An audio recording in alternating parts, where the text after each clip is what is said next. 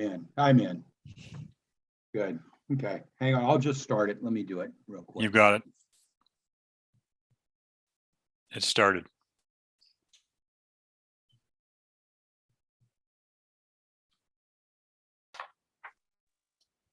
I think it's let me do it finally.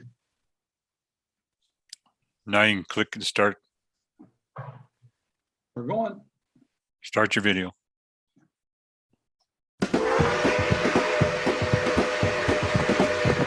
Hi there. Welcome to New Tracks Modeling. New Tracks is an exciting new digital opportunity to obtain mentoring to help you improve your modeling. You will meet talented modelers and manufacturers from all over the world who share their model building skills and artistic advice. Improve your modeling and increase the confidence in your modeling efforts. Share your building efforts with fellow modelers and have some fun doing it. The shows are live on Zoom and YouTube, so be sure to join in and ask your questions.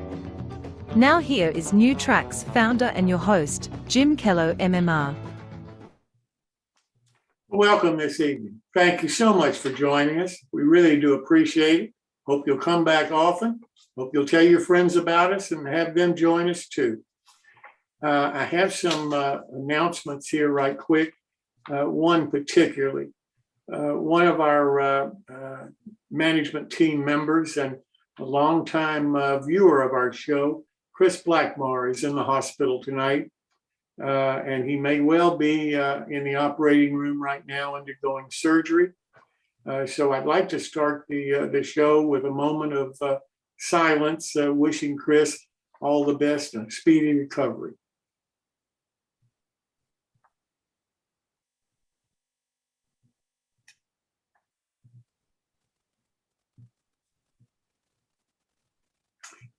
Thank you so much.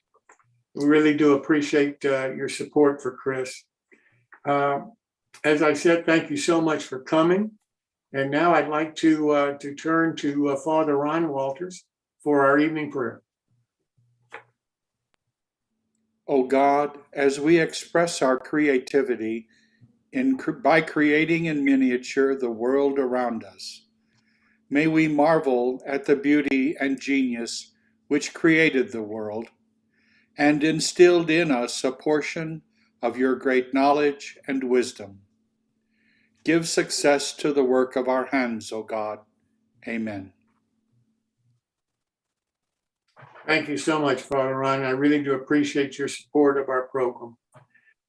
I'd like to mention that another member of our management team, Jamie Bothwell, has received, I think, the highest honor that the National Association of S-Gauge has to offer. And Jamie, I'm so proud of you. I think that's just wonderful news. I don't know whether Jamie's here this evening. You here, Jamie? Yeah, I'm here. If you could tell us a little bit about the award, I would appreciate it, because I'm not familiar with it, but I know that it's one fantastic honor for you.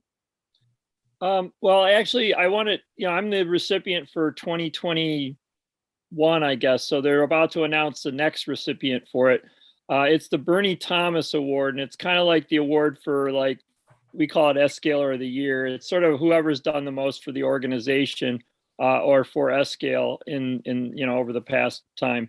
And, like I didn't necessarily do anything great during 2021. I just sort of accumulated enough points, if you will, to be considered for it. So I've been election committee chairman. I put on some convention. I've worked a lot for the conventions, and just a number of things I've done to help the organization. So they deemed me fitting and gave me the award. So that means I'm a lifetime member. So I'm an S-Scaler for life, I guess. So anyway.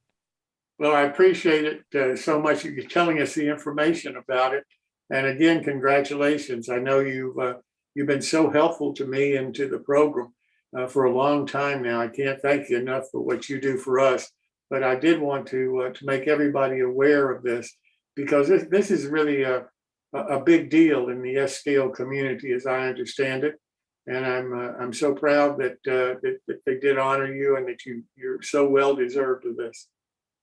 Well, if I could give S-Scale one quick plug, you can go to the nasg.org and you can read all about the award, and you can read all about all kinds of S-Scale stuff. So, check out nasg.org if you're S-curious, as we like to say.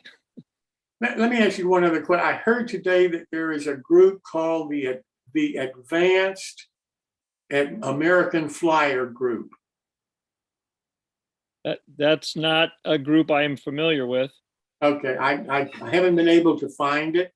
I don't know any more about it. I just heard about it today, but I'm interested in trying to find out about it. If anybody happens to know or who runs it or what it's about, I would appreciate finding out about it because from what I'm told, it's something that we might want to have them on the show and talk about for us.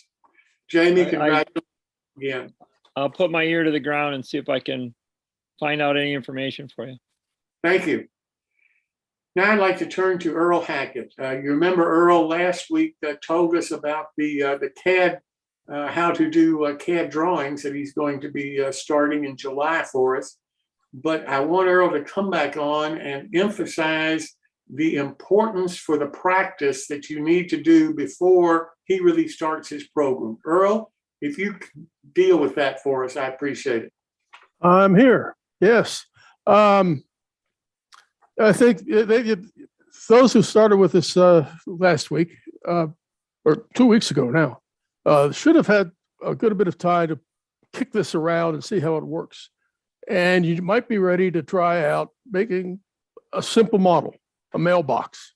It's just plain mailbox. Don't worry about the flag or the hinges or any of that stuff. Just the outline of a mailbox. That actually could be a little bit challenging if you've never worked with CAD before, but it's a very simple thing you can try to do.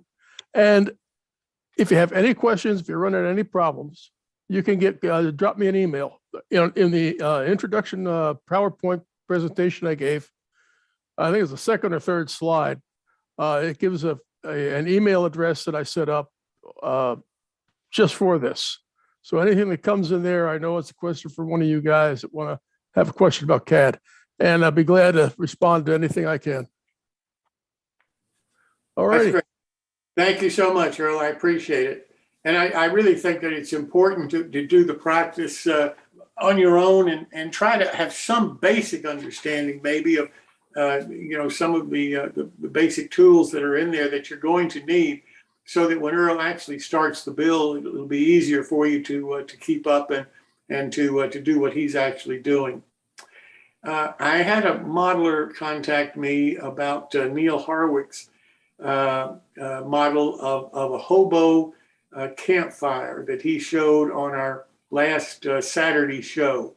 And I've contacted Neil and asked him if he'd be kind enough to come on one of our shows and talk about how he built it and what's involved with it and everything. I haven't heard back from him yet, but I hope that we'll be able to get him on the show in the near future and be able for this modeler to get the detailed information that he's looking for from Neil as to how to build it and what's involved in actually producing that campfire. The other thing I'd like to mention is an idea from Alan Rogers.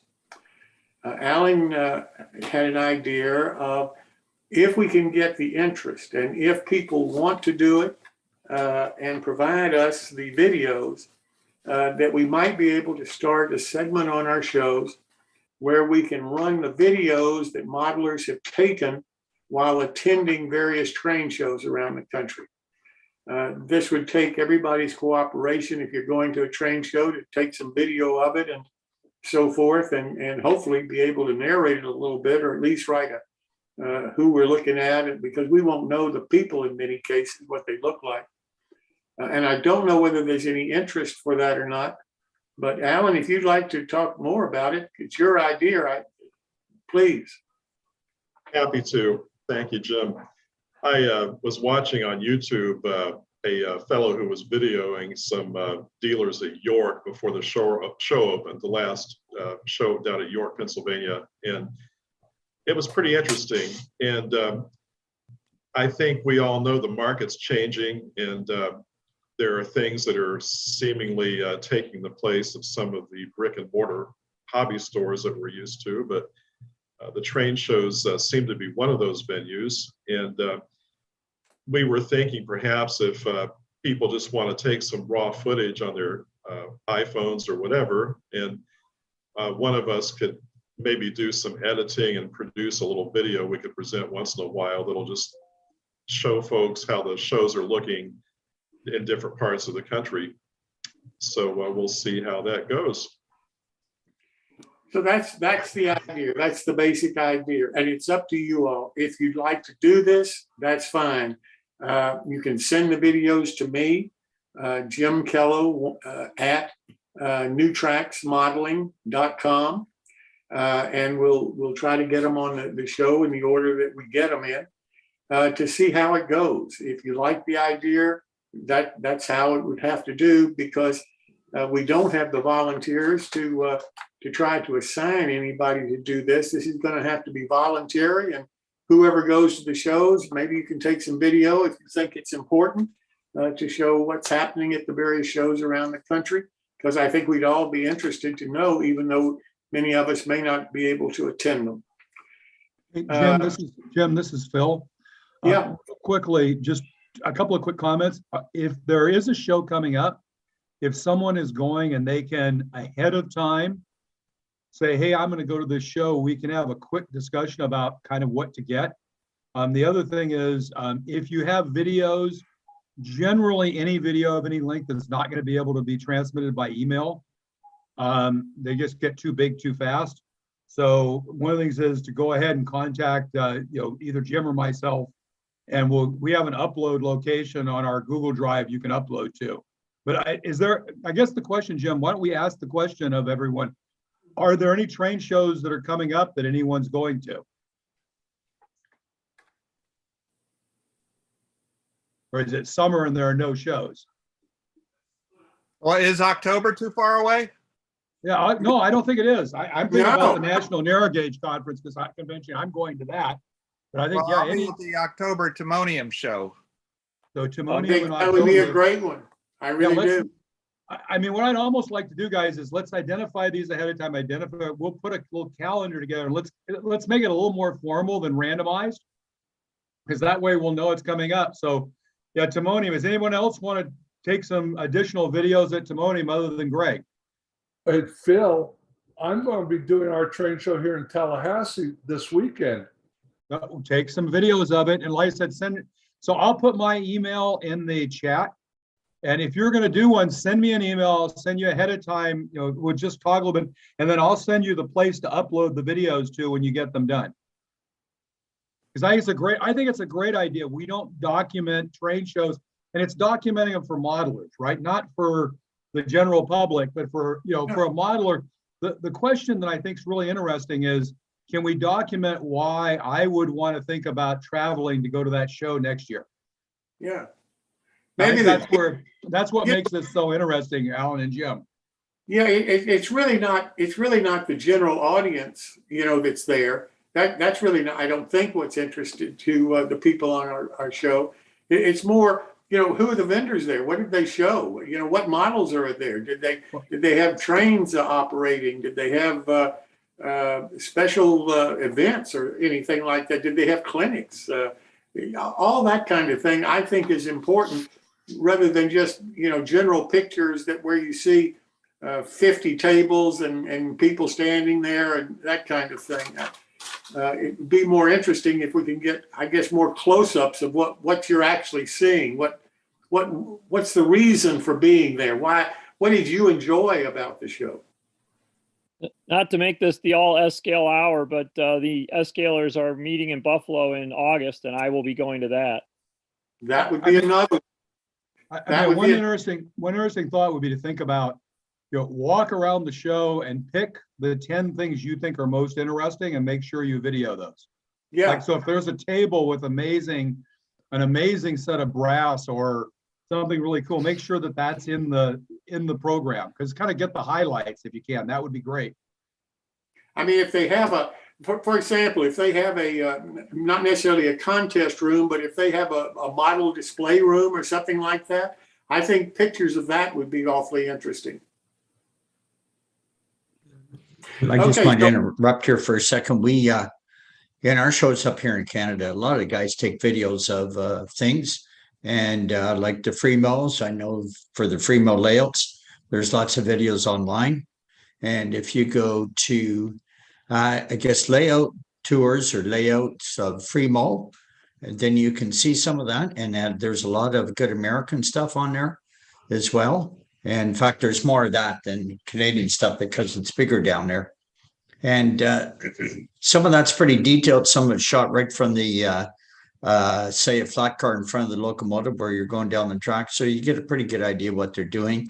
And there's lots of side shots where people have taken sideways shot to see the building, see the scenery. So there's a lot of it out there already. And yeah, you're right. You take more of it, and it's good if we do. Thank you. Well, listen, what we need then, I guess, is we need to know when the show is, and then who's going to go, so we know who's going to probably send the video to Phil. If we know where, if you can just start sending us in the name of the show, when it's going to be, where it is, and send that to us, then we can make a calendar of what's coming up and so forth, and then hopefully we can get the videos of them, and then once we have shown them, then we can link them to our website so that we can have a history of these were the shows and so forth in 2022 or 2023, whenever that we can do. So that all of that is possible, but again, it's do you think that this is a worthwhile endeavor? And if you do, then we need you to help us, number one, identify the shows and who's going to go to them and provide the video, whatever that is. John, I know you've got one coming up this weekend. Do you want to talk just a minute about that? I don't have a lot of time.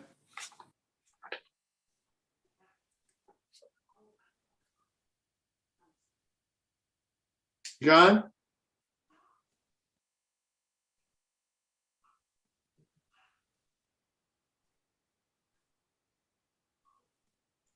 I guess he must not be there anymore. Anyway, so let me continue here. We no longer do our Saturday shows. The main reason is Chris Blackmar was the one responsible for running those shows. And as I say, he's in the hospital right now. So we've had to cancel those shows.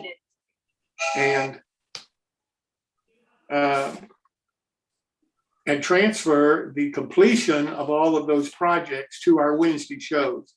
One of those completion of the project starts tonight. You'll see that in a few minutes. We have started, however, a new show every 2 weeks on Thursday evening called Modeling Lifestyles.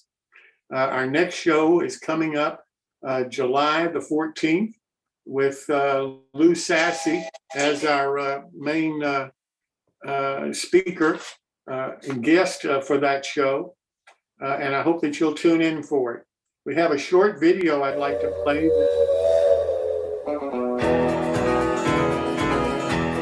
Welcome to the Modeling Lifestyle, where we celebrate how modelers have embraced their modeling and friendships as a lifestyle.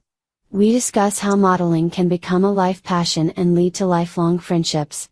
The goal of the modeling lifestyle is to preserve the modeling and interests of leading modelers in the modeling industry. The modeling lifestyle is sponsored by NGMC, who believes that through bringing hobbyists together with both information and modeling, the hobby will grow stronger with more model builders than ever. NGMC, which started as Narrow Gauge Modeling Company, is focused in 1/4 inch scale across hobbies. NGMC is a market leader in 1/4 inch scale with a range of products from over 50 vendors. In 2021, NGMC became the largest reseller of out-of-production model paint in North America with over 9,000 bottles in stock. Join us every other Thursday at 7 p.m. Eastern Time for the next Modeling Lifestyle.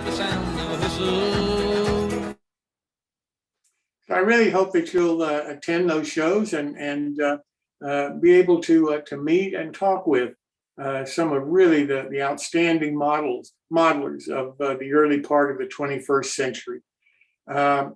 So far, we've done one segment with Alan Littlefield, and another one with Howard Zane. And then the next one we have coming up is with Lou Sassy.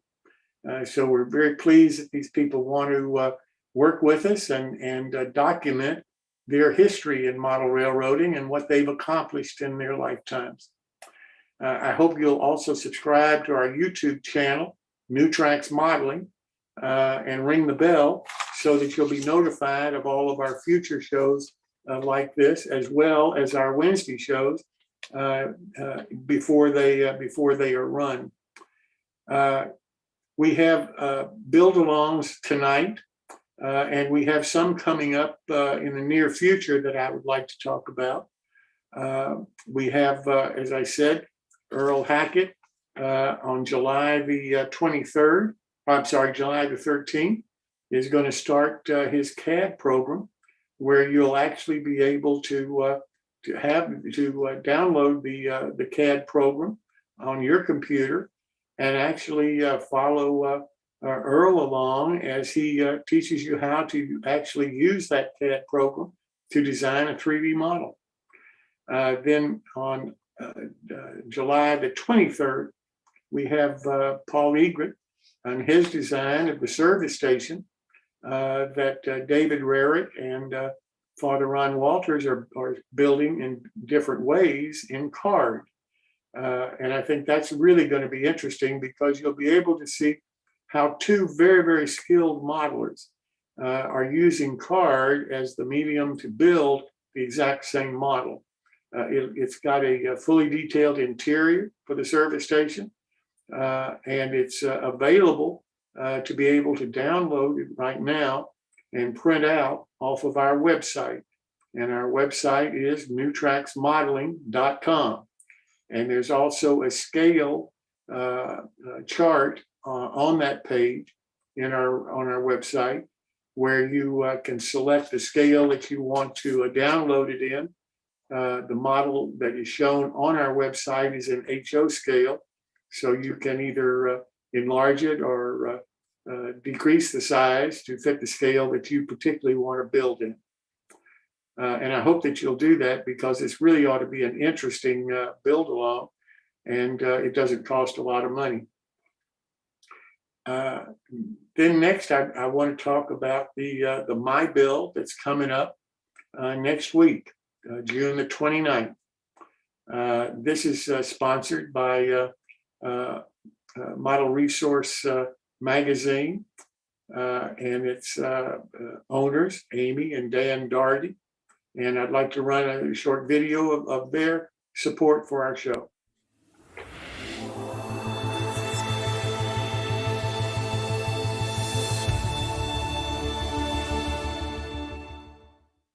Welcome to the world of scale, O and S railroading. We are your resource for all O and S scale modeling. Both our magazines are advertiser supported and free to read online, download as a PDF, or even print. All advertisers are hot linked to their website, so if you see something you like, just click.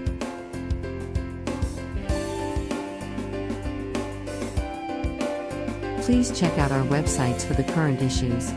All back issues available free for the O-Scale Resource and the S-Scale Resource magazines. And, if you are a manufacturer, distributor, or retail establishment, please contact us through our website for advertising opportunities. And this, our My Builds are moderated by Chris Kors, who owns Conowingo Models.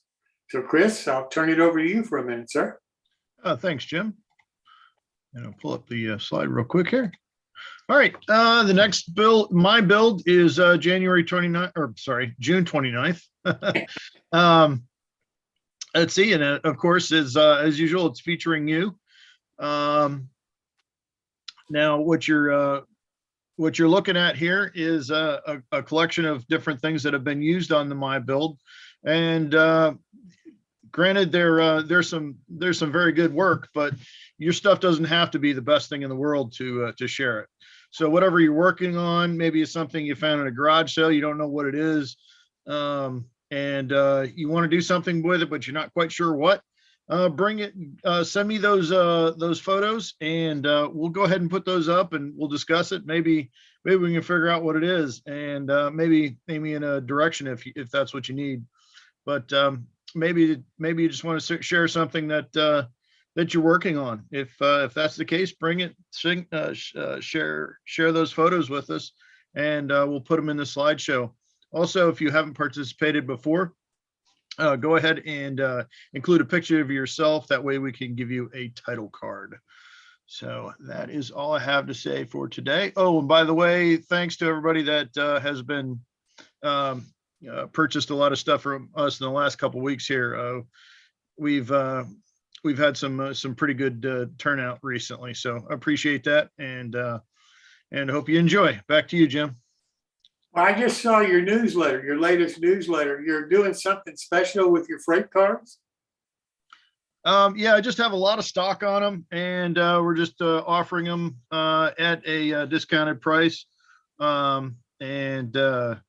looked at what the prices are going to be because the price on Teachy stuff went up, and so now's your opportunity to take advantage and get those kits at a more reasonable cost, and lower our stock and fill up your stock at the same time. So in effect, everybody benefits. Best of luck.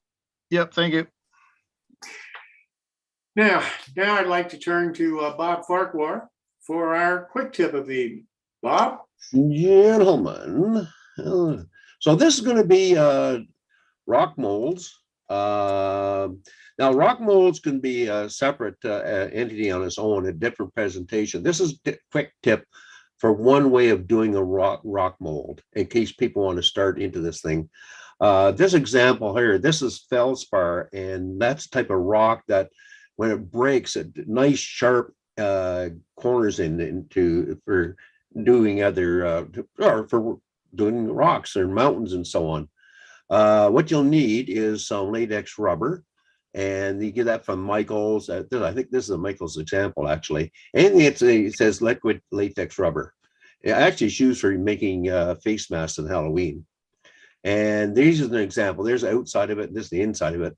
And I like to do 6 layers. You just paint this stuff on a rock. Well, first you have to wash the rocks. So if you have neighbors that doubt your sanity, when you're out in their driveway washing a rock, they'll know you've gone over the edge. So so you paint this stuff on there, let it dry. I do 6 coats. Now, a lot of people do these things with heavy coats, like about 10, 12 coats. What happens then is they're not very flexible. And I like to do these in 6 coats because then you can move it any way you like. You actually do tunnel portals and so on. There's an inside view. This one's done about 700 molds so far, and it hasn't worn out at all, even with 6 coats. And if it does tear a little bit, all you do is just dab a little bit of latex rubber over top of that rip or tear or whatever, and away you go again. And here's a couple examples. There's some mountains in the back here, and there's from a waterfront scene in there. So that's it. Just so you know how to get started. Oh, thank you so much. That looks fairly easy. I might even be able to accomplish that.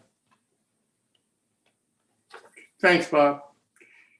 Now I want to thank Rich Wolfanger. Rich is having to try to complete the project of building the ice house that Chris Blackmar started on our Saturday show. And Chris has been his partner in doing the series on Saturdays. And now that Chris is in the hospital and not able to continue with us right now, Rich volunteered to complete the projects on our Wednesday show. Now, because we're having to add these to the Wednesday show and we hadn't anticipated this, our shows are going to be running a little longer than normal, but we think that that's worthwhile in order for everybody to be able to complete the building of the ice house that Chris Blackmar started. So, Rich, thank you so much for doing this. I'll turn it over to you, sir. Okay, thank you, Jim. what I'd like to first say is I was under the assumption that I was building this ice house on here, following Chris's method, of course, but it's not just for newbie modelers. There's a lot of experienced modelers who are currently on this program. So there's nothing I can really teach them. It's just the newer people that are beginning to model, which would be more acquainted to this type of instruction. But I'm not really trying to show how to build something. I'm just going to show you how I do certain aspects of my modeling. And you have determined that I could have 4 more sessions to complete my model, which is fine. Tonight I was going to show actually how I constructed the board and batten roofing on my ice house, only because I never formally showed it before. So what I basically do is I take my strip wood, these are 2x8s, and I have a plumber's steel bristle brush. You can find those in the plumbing section of your hardware store for a couple of bucks. And they have really sharp bristles on those, and they dig quite well into the soft strip wood. And I use those to banish both sides of my wood. First on this side and then the other side, but I tape my wood so it doesn't move around when I do that. It's a lot easier to handle, and you wouldn't want to get that bristle brush against your fingers. So I do both sides of my wood. Okay, you can show the third picture.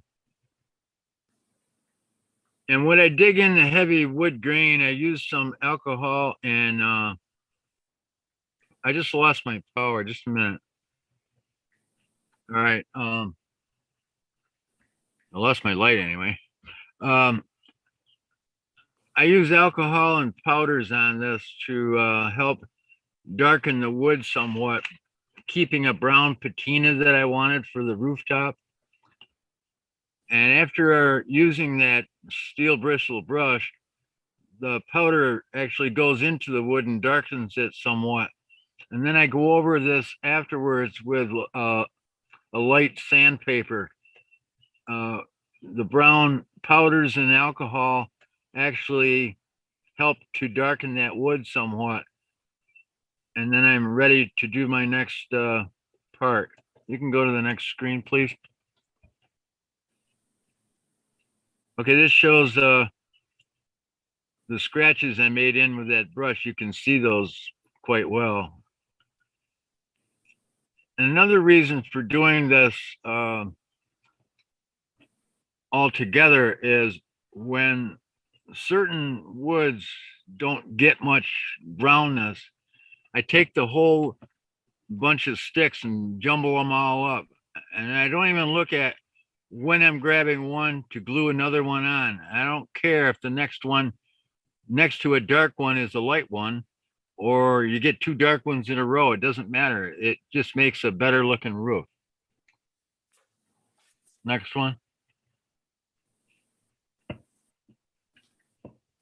Okay, this is where I put on the right side of this is where that water tank goes, and the left side is my condenser area on top. The left side is a light brown patina. The right side is a greenish effect because I had used Floquil pine stain. And when I did that, it was too dark green, I mentioned last time. And then I went over it with that bristle brush again, just to lighten that somewhat, because I wanted to make the wood underneath the water tank appear that the water tank had leaked at some point and was a little mossy there, but it didn't turn out quite well as I had hoped. But I will finish this weathering on my final show, because I will incorporate that into what I do for my scenery on the last show. You can go to the next one, please. This just shows the other side of the building. here you can see that that green was more enhanced than the other side of the building. But I'll make sure to fix this before we get to the final step. And you can see that slider door I put on. Next one. Okay, I just showed this slide the other day, but I showed it again because you can see that you don't need peaked wood inside where that condenser is going to go because it won't be seen. I put it on the other end of the building, and on this lower end of the building, I had to put a little piece. And this was before I had all my battens on the right lower corner. But I just showed this so that you don't need to do that peak in there. You can leave it out. Go ahead. This I use Formula 560 to glue my battens on. You can use any type of glue you want. You can use Type Bond. You could use Elmer's glue. You could use anything, but this is what I use because it grabs quite readily. And this also works for headlights on vehicles as well. Next one. Okay, that was the brakes I put in the battens because that's where my tank sits. And then I used that plastic sprue that I'm colored brown to use for my water tank spout or water tank inlet pipe. Next one. This is just before I glued on that spout to my tank. And you can see where I did put on the nuts, bolts, and washers on those support boards at the bottom of the tank platform. Next one. And that's after I glued that on. And I'm leaving this with 5 bands. And I forgot last week I mentioned that those tank supports for the bands, they're called water tank hoops. But we had a slight discussion about how many bands to put on this tank. I had 7 on there originally. I took 2 off. I think a 5 looks just about right. Most of the tanks I've seen in real life have about 5 tanks, and this tank is 6 feet tall. Okay, and the next one. Okay, Jim, I'm going to go a little bit different now, and we're going to take a little bit of a detour here. The reason why I'm going to show this base is next show I want to go into foundations and docks.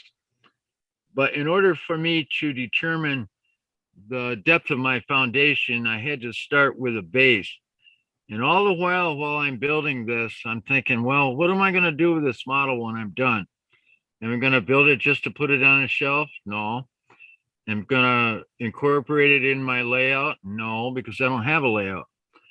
Am I going to put it on a shelf layout? Maybe. I'd like to make one.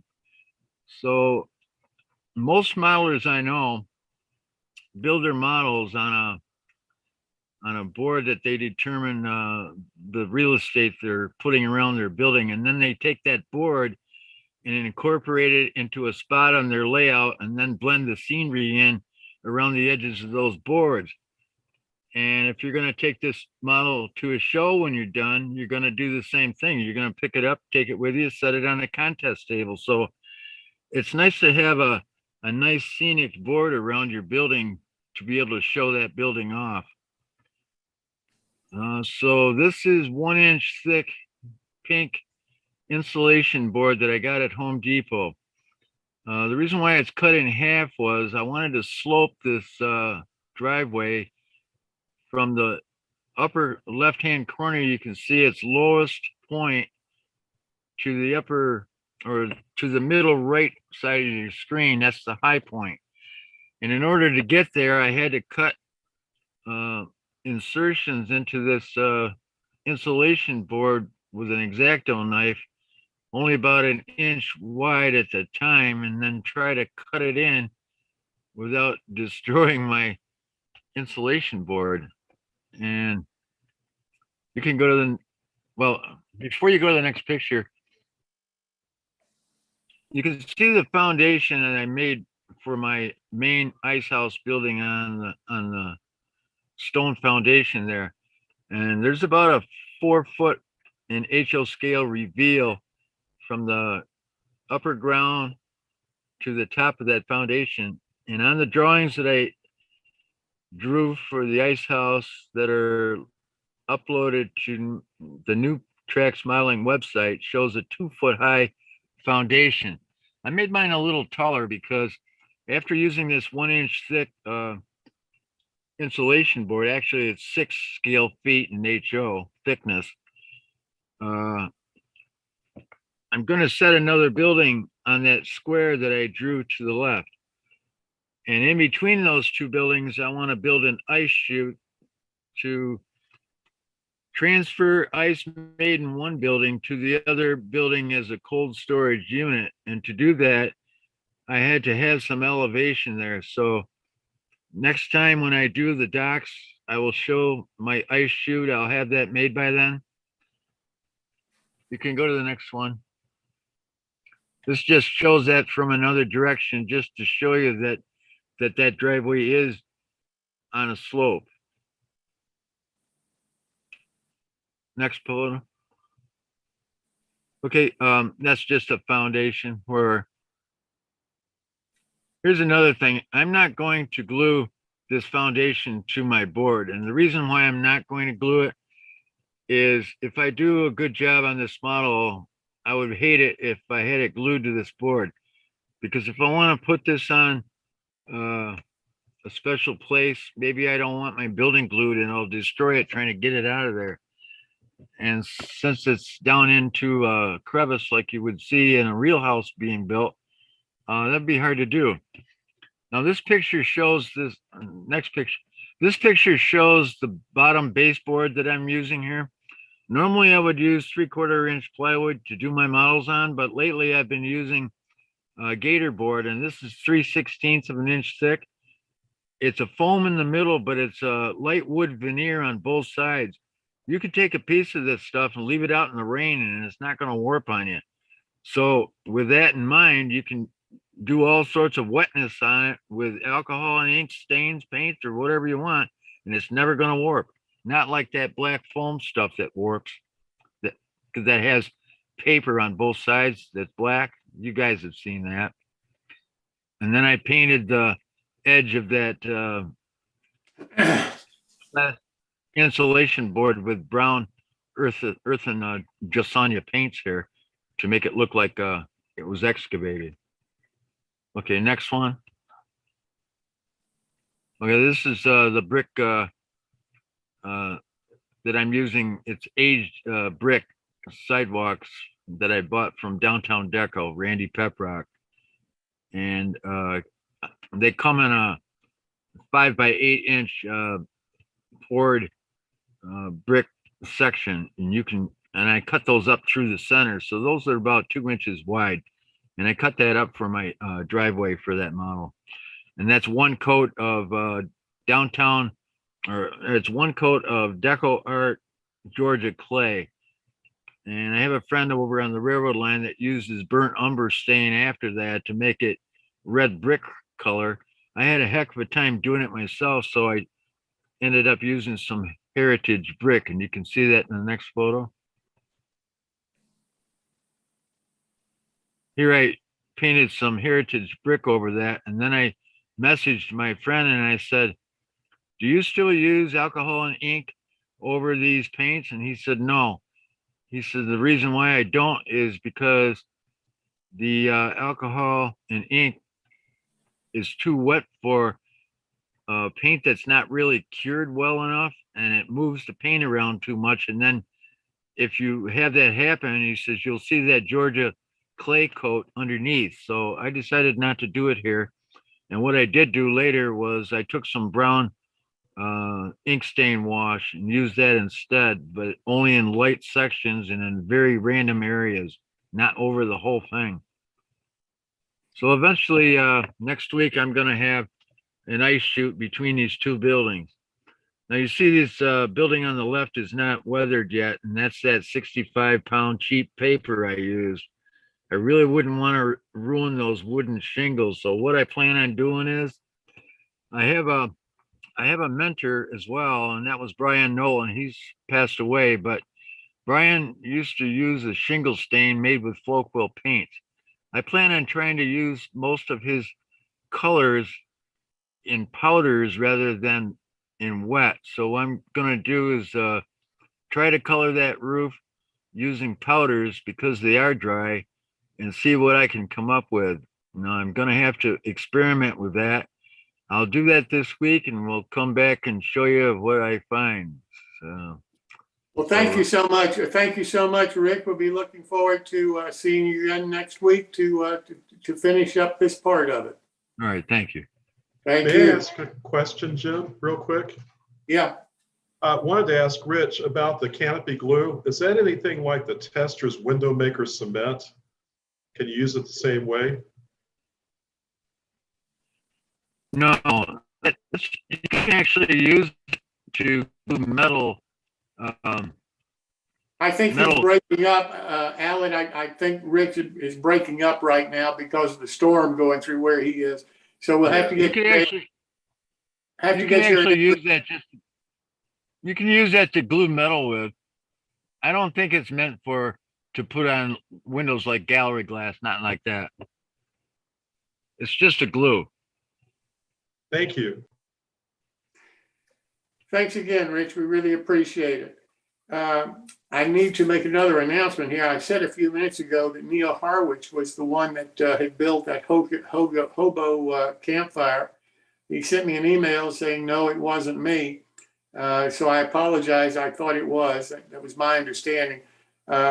If anyone else knows who built that, that's the person I'm trying to contact. So if you could contact me, I would appreciate it. Now I'd like to turn to Phil Edholm for our series on NMRA clubs and divisions. The NMRA sponsors this for us. So I'd like to run their video first.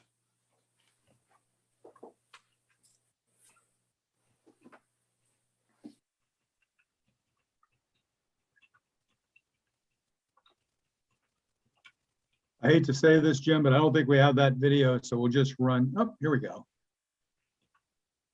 Welcome to model railroading. And as much fun as model railroading already is, there is one way you can make it even more fun and get even more out of it. And that's by becoming a member of the National Model Railroad Association, the world's largest model railroading organization. The NMRA is devoted to the development, promotion, and enjoyment of the hobby. In fact, the NMRA has been setting industry standards for model railroading for over 80 years. From standardizing track gauges and coupler heights in the early days, right up to defining the specifications for today's digital layout command control systems, the NMRA has always been at the forefront of advances in the hobby, establishing conformity and compatibility among model railroading products. Not many other hobbies can say that. The NMRA has 18 worldwide regions, which include North America, Australia and New Zealand, Britain, and Europe. These regions have annual conventions where modelers can swap ideas, tour prototypical industries and railroads, see model railroad layouts built by other members, and get to know fellow modelers from a wide geographical area. And on a more local level, the NMRA has over 150 local divisions all across North America. These are groups of modelers in nearby cities and counties who get together regularly for scheduled events, seminars, how-to clinics, or visits to other members' layouts. Chances are there's a regular NMRA division event not very far from where you live. What it really comes down to is the fact that the NMRA is people just like you. Model railroaders sharing interests, knowledge, experience, and information with other modelers in their own community, in their own region, and across the country. It's the spirit of fellowship that makes the NMRA such an important part of the hobby for each of its members. Plus, the NMRA's national organization offers members the opportunity to travel to a major city for the annual national convention, where they can meet and learn from recognized experts in the hobby, see top-of-the-line model railroad layouts, tour rail-served industries and famous railroad locations, and even purchase the newest hobby merchandise at the world-class National Train Show. Add a subscription to the monthly NMRA magazine to your membership, and you'll get the latest model railroading news, along with helpful construction articles and stories of what other NMRA members around the country are doing. Your membership in the National Model Railroad Association gives you access to some of the most innovative people in the hobby, who can help you create your vision of a model railroad, who can help you learn new techniques and information one-on-one. By taking part in the NMRA's Achievement Program, you can grow your skills as a model railroader, advancing through the steps that lead to achieving Master Model Railroader certification. And with the fellowship of other modelers in your local division and region, you can share knowledge and accomplishments. The NMRA is people. The NMRA is local, regional, and national activities. The NMRA is one of the world's largest railroad libraries. Its online archives, liability and collection insurance, even discounts. In short, the NMRA is the best way to get more out of your hobby. By joining the National Model Railroad Association, you'll get a first-class ticket to the most enjoyment you can get out of model railroading. The NMRA. We make it more fun.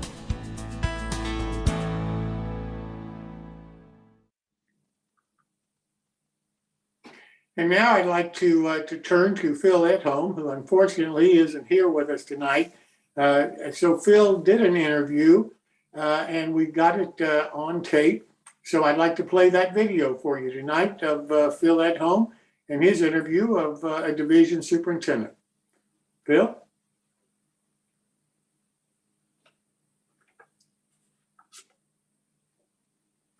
Thanks, Jim. This evening, we actually have this pre-recorded because unfortunately I have a business trip I had to be on. But I've actually chosen someone I think is very interesting, who happens to be local to me, to talk about how local mentoring can be integrated with the AP program from the NMRA. So I'm very excited to do is introduce you to Earl Gerbervon. But before I have him talk about the AP program, Earl just recently received his MMR. He went through the process and in that process built some pretty amazing models. So I thought I'd let him describe a few of those and talk to you about kind of the modeling he did to get his MMR. So Earl, this is Earl Gerbervon. Thanks, Phil. So as Phil mentioned, I just received my MMR about 6 months ago, and it was kind of a long process for me. When I started it, I really wasn't going for an MMR. I was just building structures and things that I enjoy doing.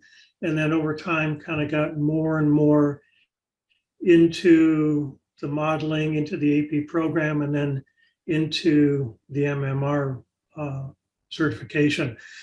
This structure in the upper left, this rock crusher, was actually the first big structure I did. And this is for a friend's layout.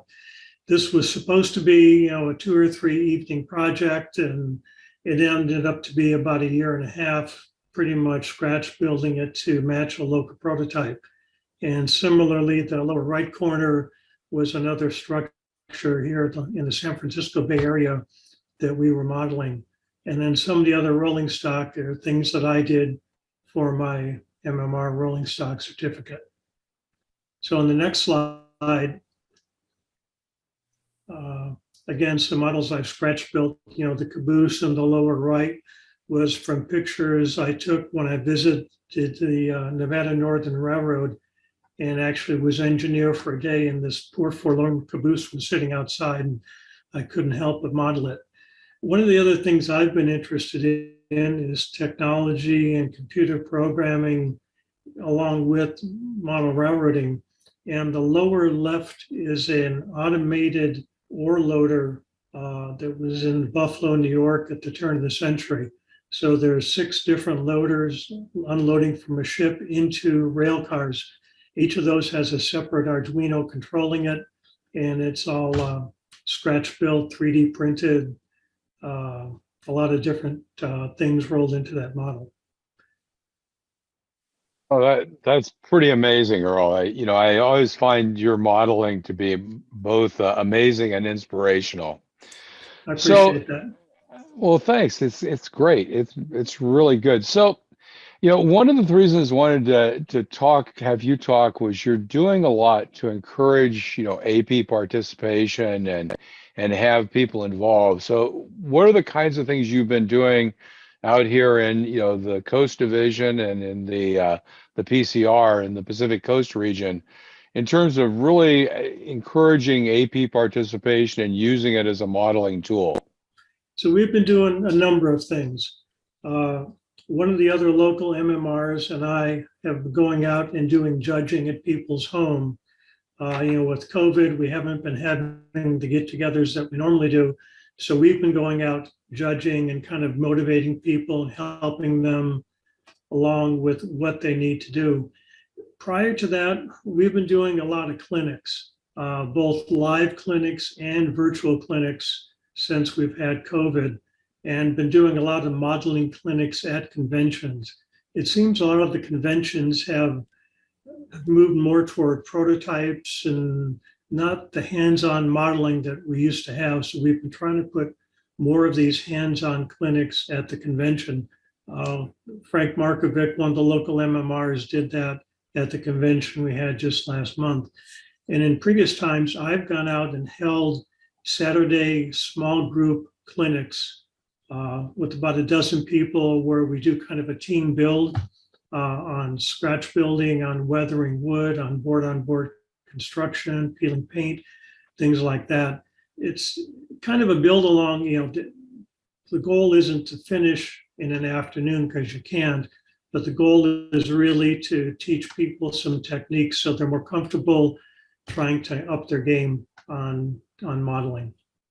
I think that was very interesting. Frank at a clinic at the convention actually, gave away a weathering tool and taught people how to do weathering and go through a fairly in-depth process. So that was very good. So one of the things that's interesting is, there's kind of the formal definition of the AP program. Tell us a little bit about that, and then kind of what's your view of the AP program, having just gone through it.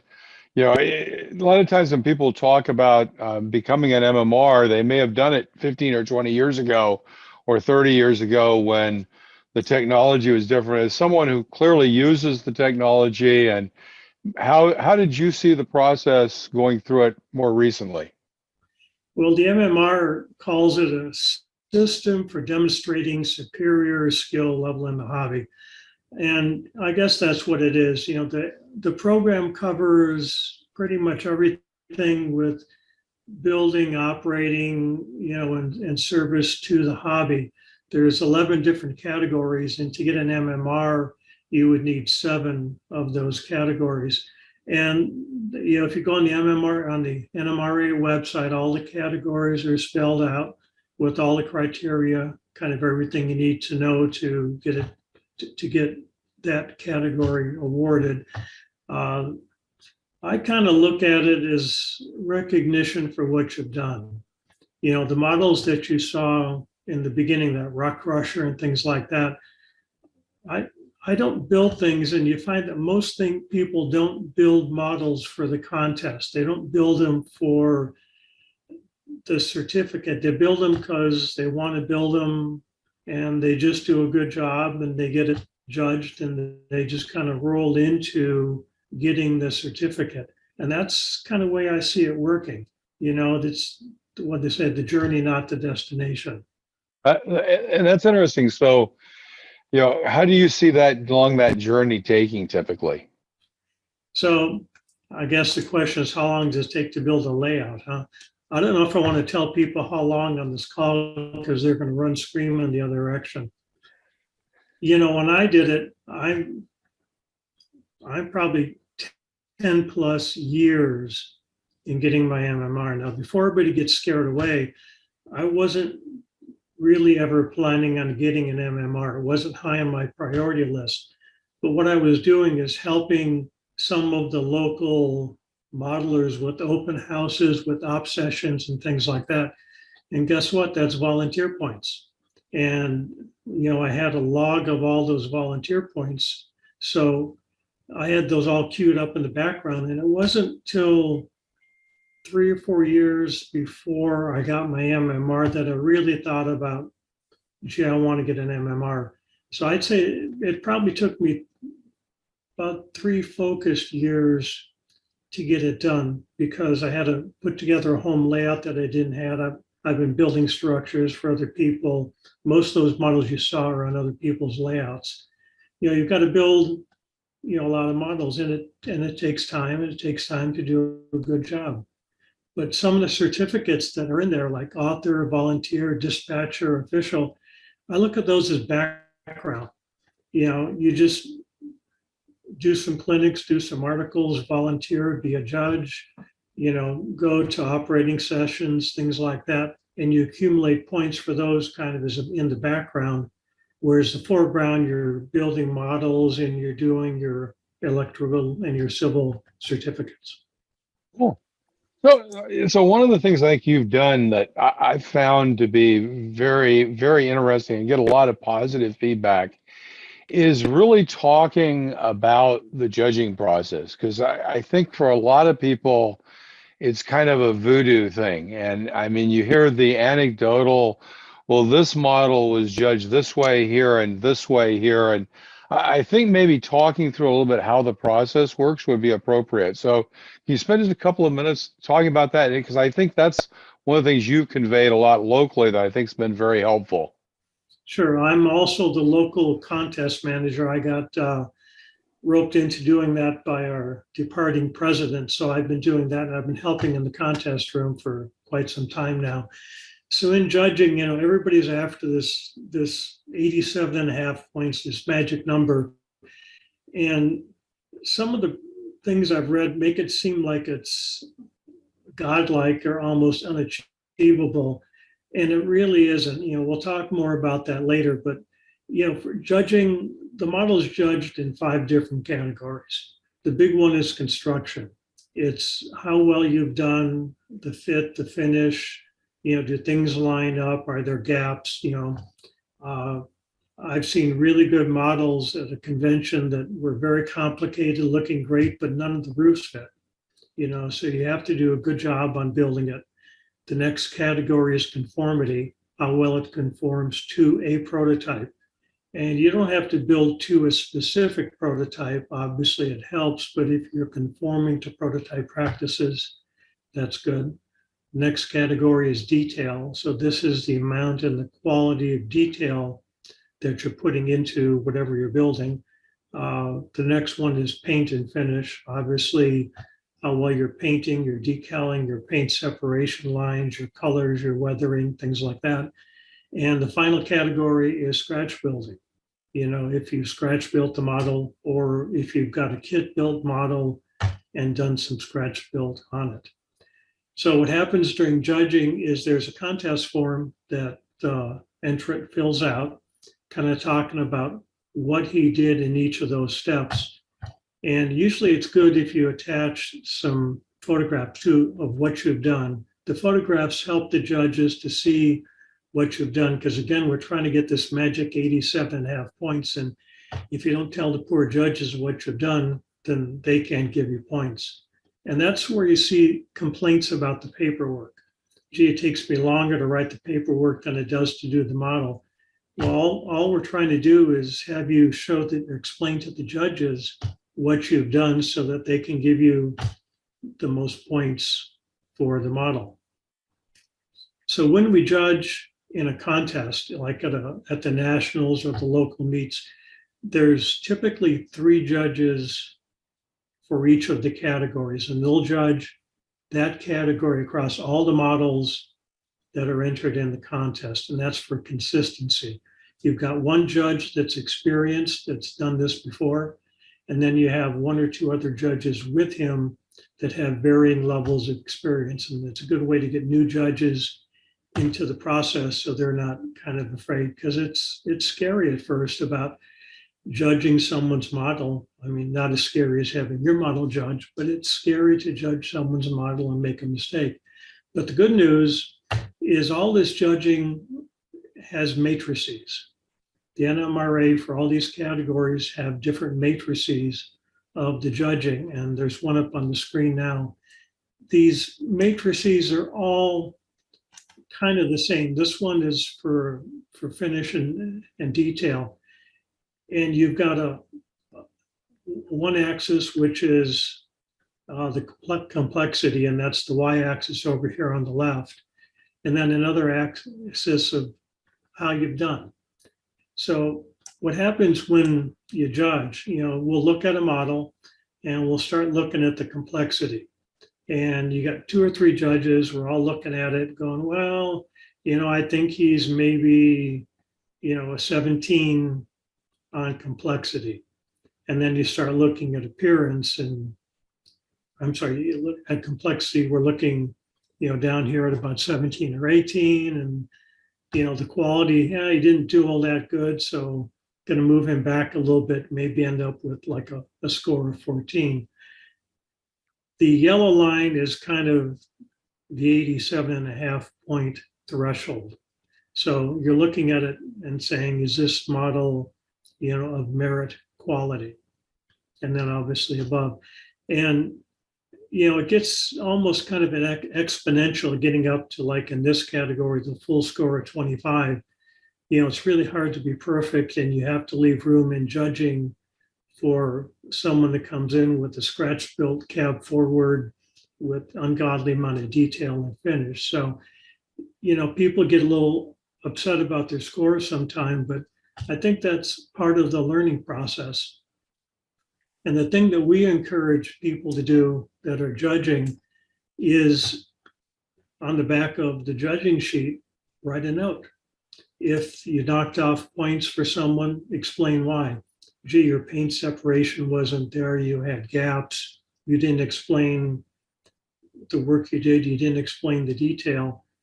And it helps the modeler to improve it. I've seen someone that has entered a model 2 or 3 times, fixing the mistakes that the judges gave him, and ended up with something really fantastic at the end.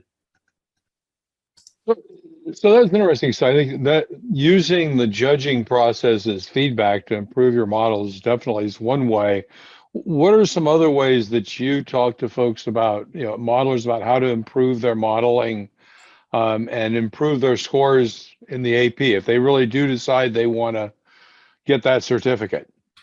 Well, the first one, obviously, that we just talked about is be a judge. You can see how the judges think. And, once you're a judge, you kind of see what you need in a write-up. And that's really helpful. The other advantage about being a judge is you get to see these models way up close because, in the contest room, it's hands off the models. But, with judging, we do let the senior judge be the one and only person that can pick up and move the model around and look at it. So it gives you a chance to really see some great models up front. With COVID and everything, we haven't had the clinics that we used to have as much, but there's fantastic YouTube videos out there. There's a fellow named Jason Jensen, and he's on the NMRA turntable. You'll see it come out every once in a while with the videos that he does. And, he kind of a George Celius take off a little bit with things being heavily weathered and decrepit. And that may not be your modeling style, but his techniques are fantastic. Also, there's a fellow named Luke Towen with the Boulder Creek Model Railroad, and he does a lot of laser cutting, a lot of dioramas, a lot of scenes. And both of these guys are really good teachers with that. So even if it's not your era, your railroad, they're worth watching. And don't forget, there's other YouTube videos from the military modelers, and I look at those all the time. There's some really great dioramas that people do out there, kind of a step-by-step. And the other thing, again, with COVID now, is there's more of these build-alongs. And I know NewTracks has some videos and some build-alongs. And these are great because a kit, you pick a kit, everybody buys that kit at a discount from a manufacturer, And then it's kind of a evening session where, you build a certain amount of it every evening. People build it together, and you can look at each other's work, critique it, and really improve your skills with that. Along with that, building a craftsman kit is really a good way of building your skills. Some of these craftsman kits are a course in model building and diorama construction.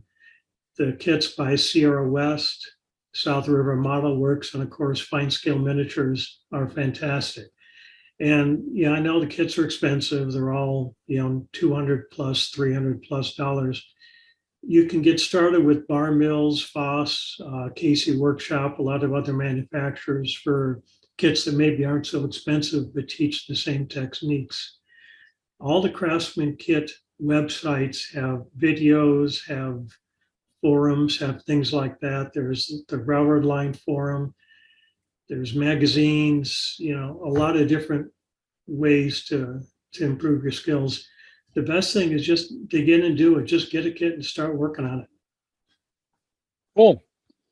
Well, I think that we kind of covered a lot of things, but, there's kind of another question we had, which was how much, I think you've kind of covered this, so just kind of briefly, how much does where you start impact where you end up with in a score for a model? So, how much does, choosing between a fine scale miniature kit and a much more simple, say, a simple Banta kit, how much does that impact the potential outcome? Yeah, so you got to pick the right kit.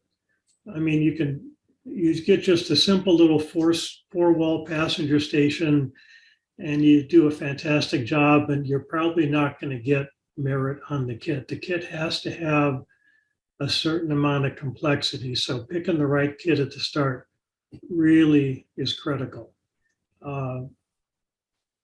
Looking at the models in the contest, talking to local MMRs. I've gone out and judged people's models knowing that they're not going to get merit awards. Actually, kind of both knew, but showing him what he could have done with interior detailing, with scratch building, with lighting, with things like that, you can elevate a model so that you can get, that merit level. And again, that merit level is not some, Herculean effort. It's very doable. Just pick a good kit and do a good job building it. Oh, good.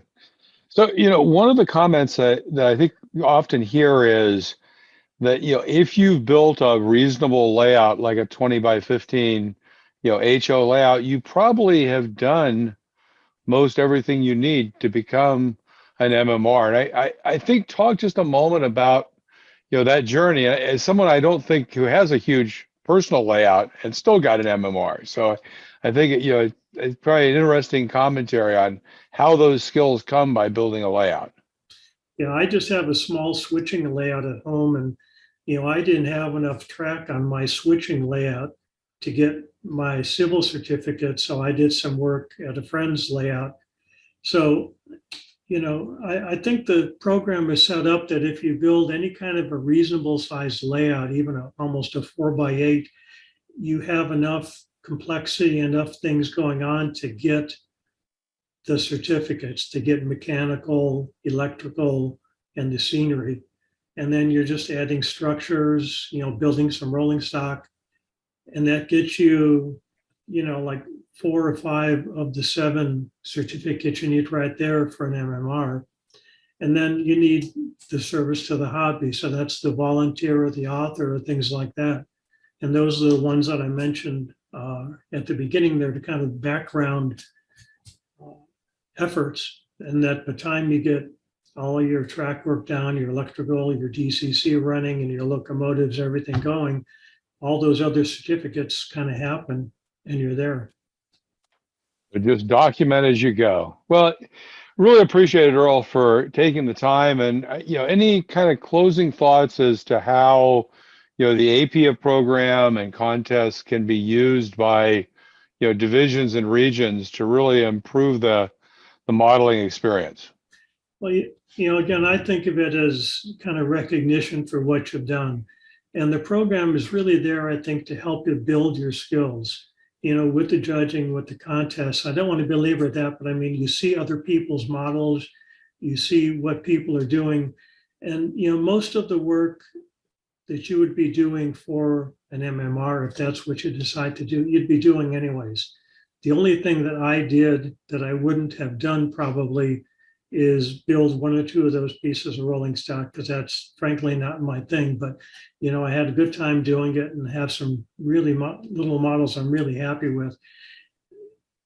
You're not alone in getting this done.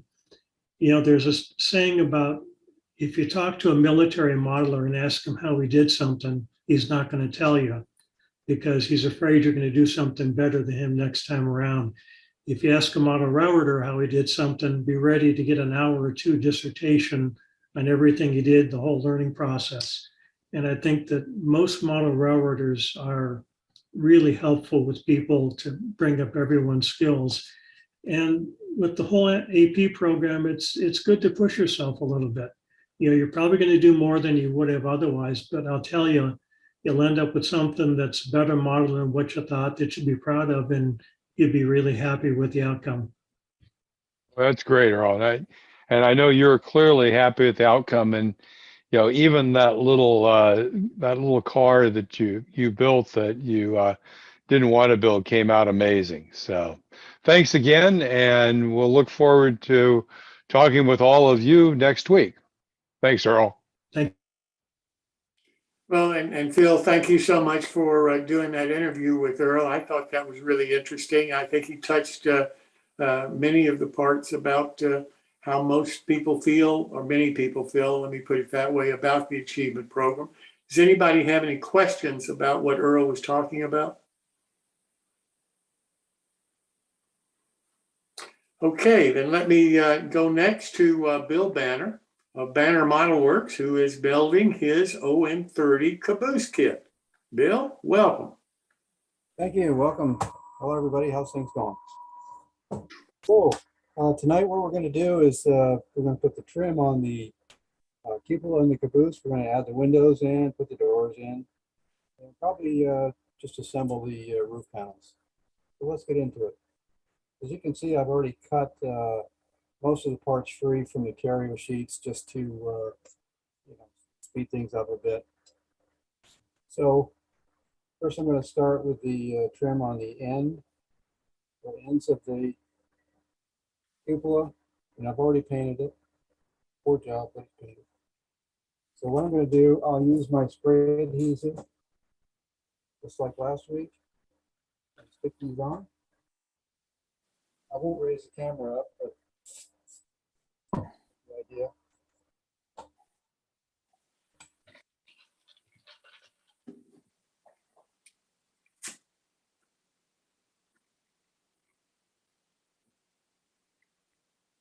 Next time I think I'll build a studio with a camera on the other side because I'm left-handed and my hand always seems to be in the way of the camera.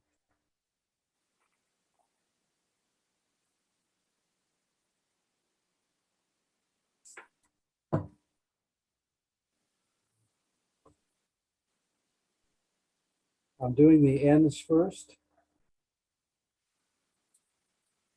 lining them up with the roof line itself, because the sides will actually overhang these ends a little bit to cover them up.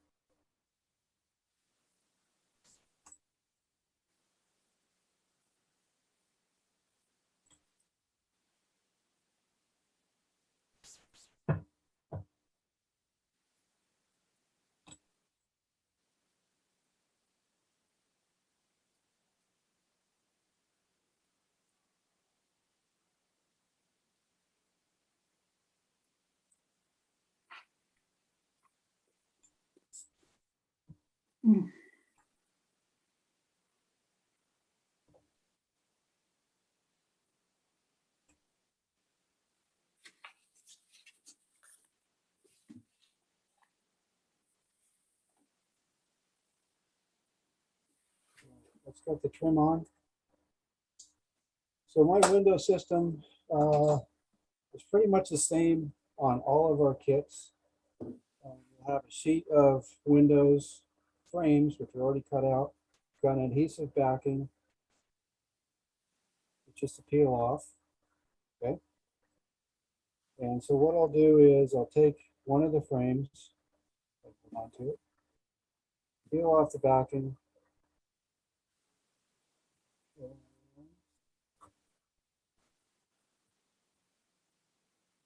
place it right over the glazing itself and stick it in place.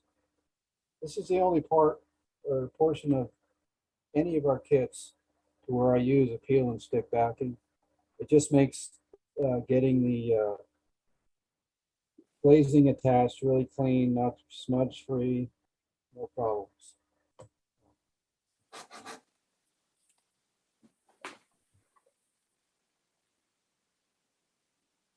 Like I say, all the structural kits are pretty much done the same way. I cut all of our windows on the laser.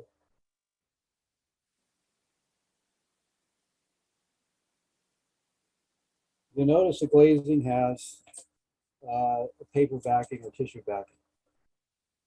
What I do is trim the piece from the sheet, then turn it over and get the blade underneath that paper and take it right off. So while the glue is still somewhat moist on the frames up here, I'm going to put the window in and grab it from the corner so you fit it in there. Put it in from inside. It says confidently.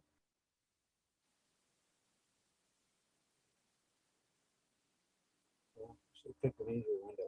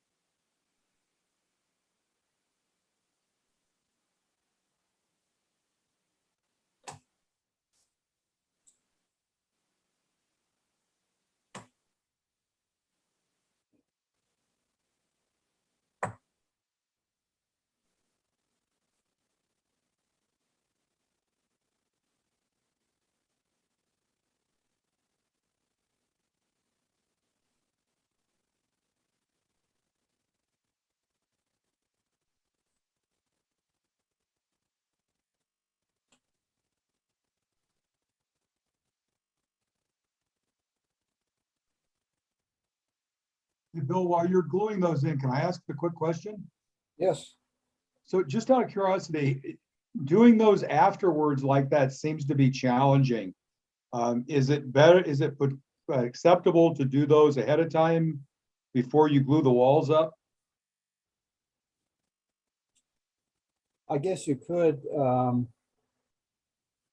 There could be an alignment issue when if you built the walls flat and then getting the windows in the right position. It's just, I've always just done it this way. No worries, just, I've always put them in first. I was just curious. Thanks. Yeah, I mean, it can be a pain, I'll admit that, but I mean, they all fit, and that's the critical thing for me. I'm trying to make it fit by doing the wall flat. I don't know. I guess you could do if you did everything flat, it certainly would work. Thanks. I know a lot of people do it that way. And I've talked to people who do it and say, well, why don't you do it that way? And it's just like, well, I've always done it this way, so it's always worked for me. Does keep you from smudging the glass while you're doing the rest of the assembly if you do it right at the end like this. Yeah. Oh, don't worry, I'll smudge it in a minute.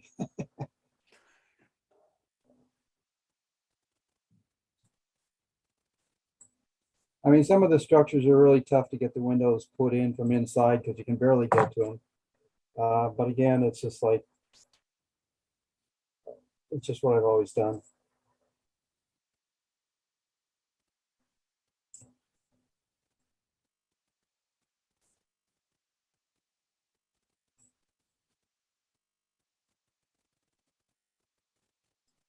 Now on the side windows and the end windows, I didn't really add any glue to that because there's probably still a little bit of the spray adhesive on the inside from when we put the sides on. Usually it sticks. If I'm concerned that it's not still sticky enough, I'll put some wood glue on the side of the window before I put it in from inside. So that's that. I've already done one roof panel. It fits right in here. And again, I mean, tab and slot, it's all pretty simple to do. Sometimes though, you run into a situation to where the tabs don't necessarily fit well. This one is. However, there will be inconsistencies in the material like that, to where this ends up being a little bit thicker than the advertised thickness of the wood. So what I'll do is just take some sandpaper and take the edges off of the top part of the part.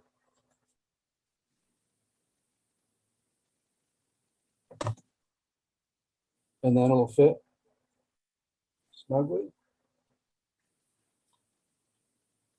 And if you're not happy with that, I'll take a piece of steel here and hammer it home. There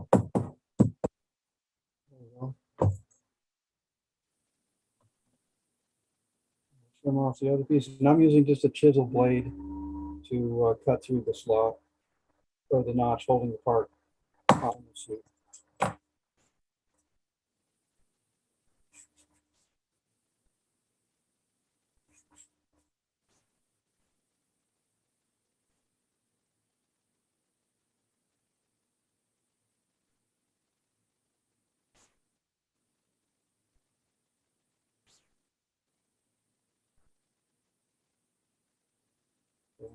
A bit thick too.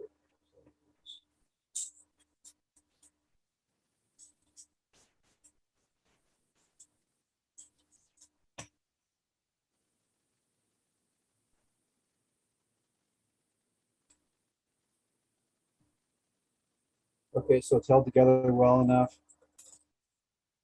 And I always glue things afterwards instead of putting glue on ahead of time, because if I put glue on that roof rib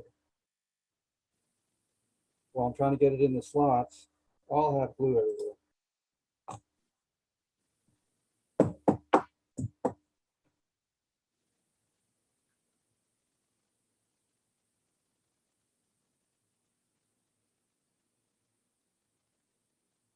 And I do tend to put plenty of glue on. All right, there you go. That'll be it for this week. Next week we will put the doors on do the grab irons, put the chimney in, and then we'll finish it. Bill, let me ask you this question. Would you say that this is an easy kit or about the standard difficulty of the kits that you manufacture?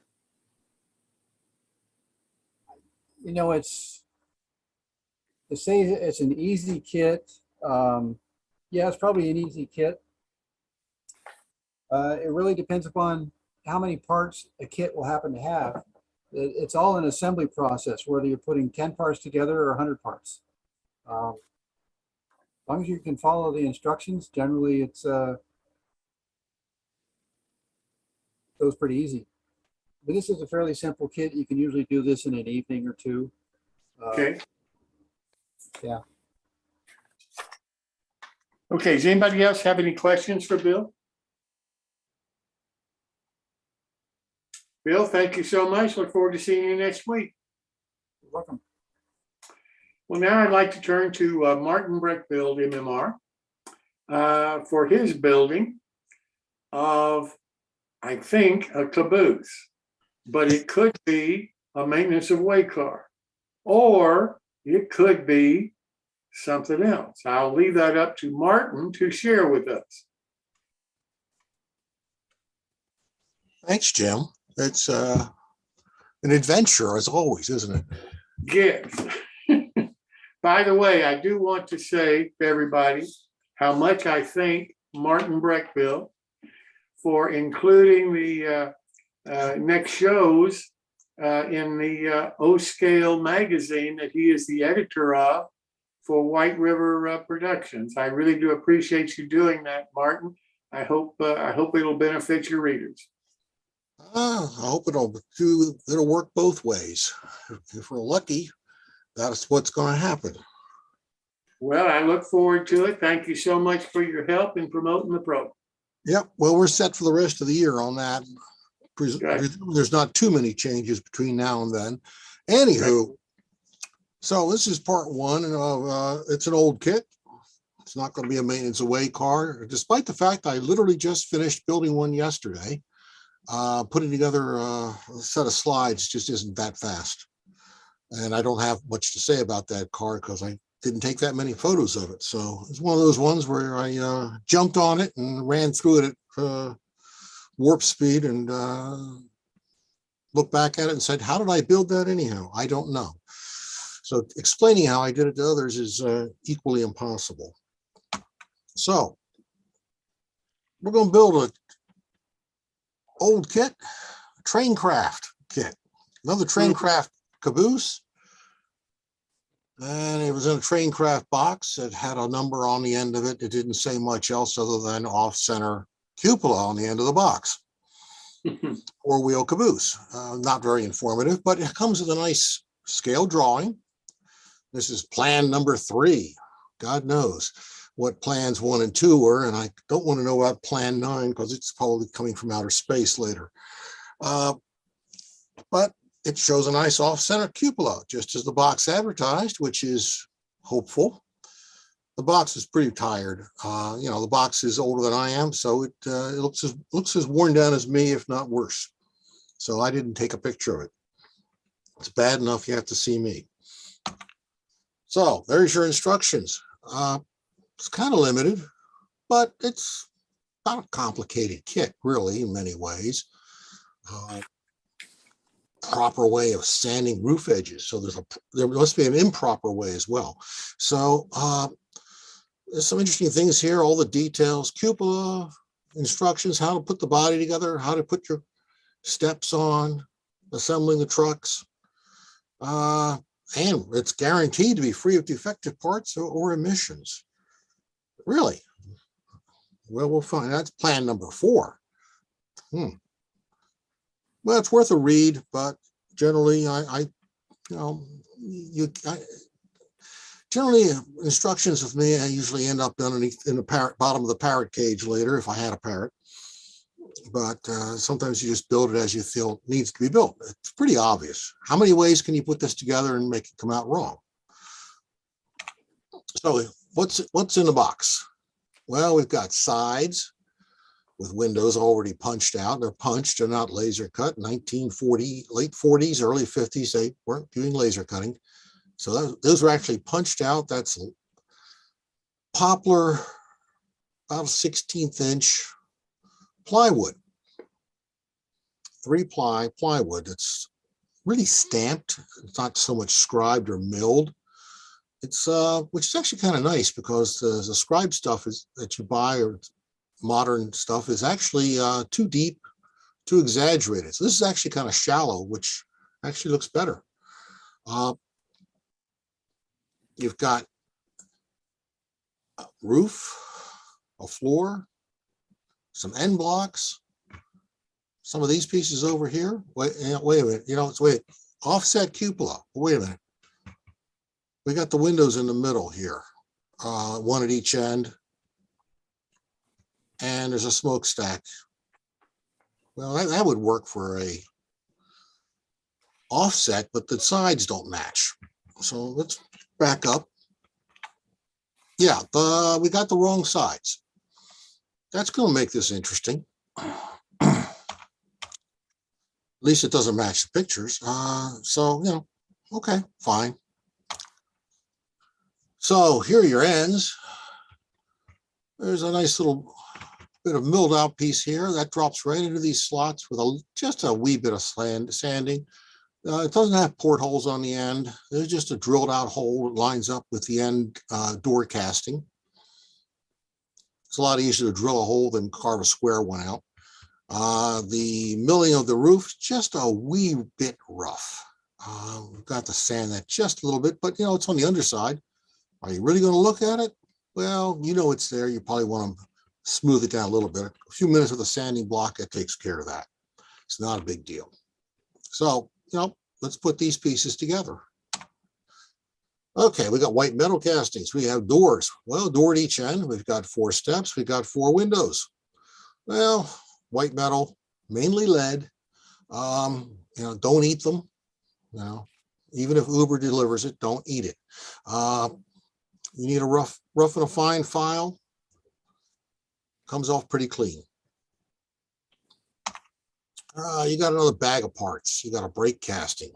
You got some ladders. You got some end railings, which is nice. And they've got an interesting, they've got some curves, pre-curved. We got a smokestack. That's useful. Lots of nails. We're not going to use very many of those nails, if any. When I save them all in every kit that comes with all these nails in it, I actually save them in a little vial and throw them up on a shelf. And every now and then, when I need a real small wire nail or a real small box nail, I actually have what I need. So, don't throw these away. They actually have value. Yeah, and the leftovers in the rest of the box. Well, we have some end roof walk. We've got some roof walk that's not particularly square or evenly cut. Some end platform pieces. There's one of them. There's the other one. A piece of wire. Wow, there's excitement. We got a piece of wire, which isn't straight, it's curved. So we'll probably end up having to straighten it. Or we're going to toss it and throw it and replace it with some straight wire. Okay, what don't we have? We don't have a cupola. It's going to make it very interesting. And you can't go back to the company because they claim they're going to replace all the emissions, but we're a few decades out of date on the warranty and guarantee on that, I'm sure. We don't have any trucks either. So, or pedestal trucks, even the pedestal platforms. But so this is going to get a little bit of an adventure. So this becomes an exercise of what happens when you buy a vintage kit, thinking that it's all there. So you got it for $5-10. Figuring, wow, how much trouble could I be in? What could possibly go wrong? Well, now you have to fix things or do without them. Gets to be a bit of an adventure. So the easy part, let's put these 4 parts together. And you just drop, like I said, they just slide right into the slot. That tells you where the ends go. It's very nice. You don't have to hunt and peck and measure. It's prefabbed for you in that regard. The roof drops in between, some carpenter's glue. I'd like to put some extra blocks in, some extra bracing, just for good measure and to make sure it stays square, doesn't wobble around in that slot. But that takes care of building a box.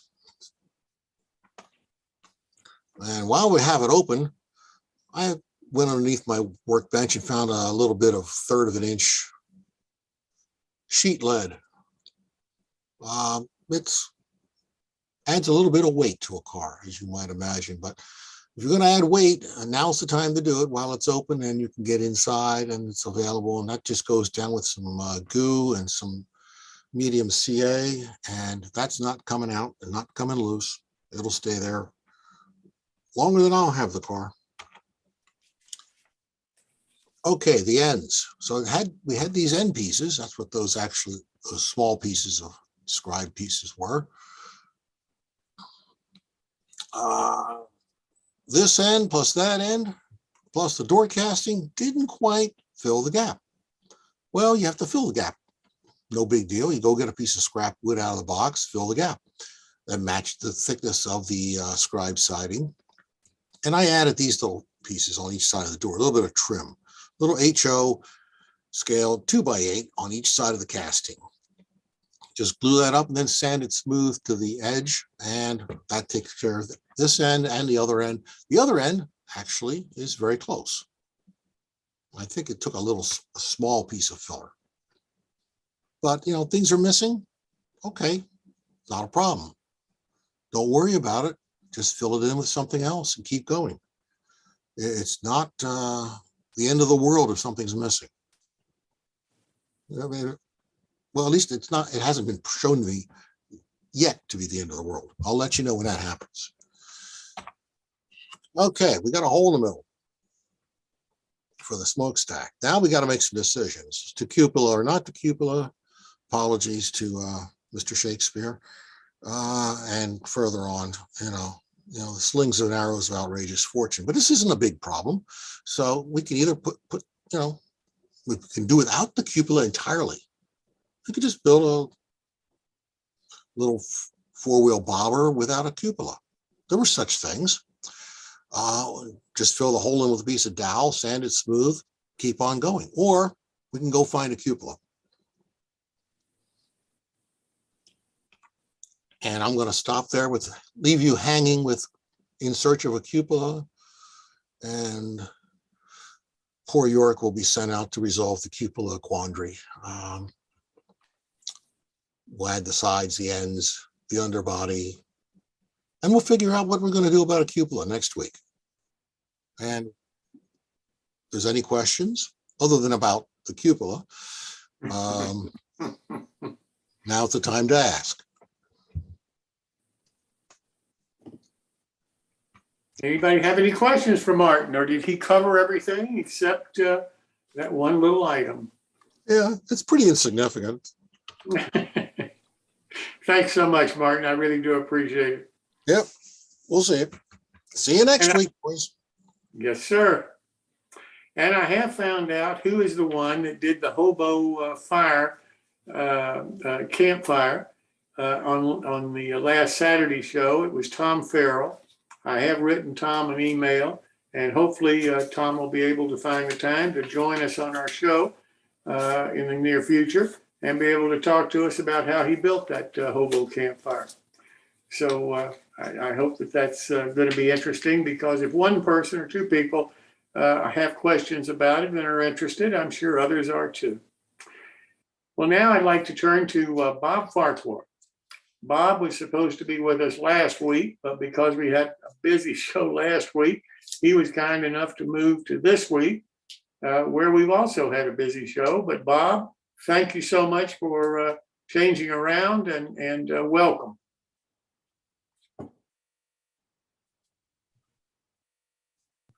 Jim, I'm sorry to say, I don't think Bob is with us. Okay. He may have thought that he was on for next week. Well, I think that then finishes the show for this evening. I thank you so much for everyone that's attended. I hope you had some fun. Most importantly, I hope you learned something. Let me ask again that you go to our YouTube channel, New Tracks Modeling, and subscribe and ring the bell so that you'll get notices for all of our future shows. And hope that you'll join us next week at 7 p.m. Eastern for our next show. So thank you so much for coming. Happy modeling to you. And now we'll